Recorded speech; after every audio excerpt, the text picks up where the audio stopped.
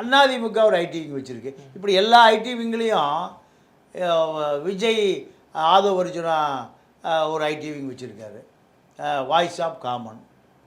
இப்போ அந்த சமூக வலைதளத்தில் இருக்கிற உங்களை போன்ற நல்ல திறமையான இளைஞர்கள் பூரா எங்கே போயிட்டா அந்த ஐடி விங்கு போய் சேர்ந்துட்டான். பாதி பேர் வாய்ஸ் ஆஃப் காமன், பாதி பேர் பெண் நிறுவனம், இப்படி பல பேர் போயிட்டான். இப்போ பற்றாக்குறை எதுக்கு? ஆங்கருக்கான பற்றாக்குறை இருக்குது. அப்போ அவங்களுக்கு என்ன கொள்கை இருக்கும்? திமுக சொன்னால் திமுக வேலை செய்ய வேண்டியது, அதிமுக சொன்னால் அதிமுக வேலை செய்ய வேண்டியது. இங்கே ஊடகங்களே அப்படித்தான் இருக்குது.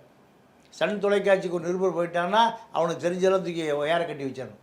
சன் தொலைக்காட்சி எதை சொல்லுகிறதோ அதுதான் செய்யணும். கலைஞர் தொலைக்காட்சி எதை சொல்லுகிறதோ அதுதான். தமிழ்நாட்டில் இது ஃபெயிலியர். இந்த ஊடகவியலாளருங்கிற ஒரு கான்செப்டு ரொம்ப ஃபெயிலியர். பாவம், மனசாட்சி உள்ளவன் மனசாட்சியை அடகு வைத்து விட்டு தான் வேலை செய்கிறான். இதுதான் தமிழ்நாடு. அப்போது கேபி பாலாவை சர்வதேச பயங்கரவாதியை போல சித்தரிக்கிறாங்க.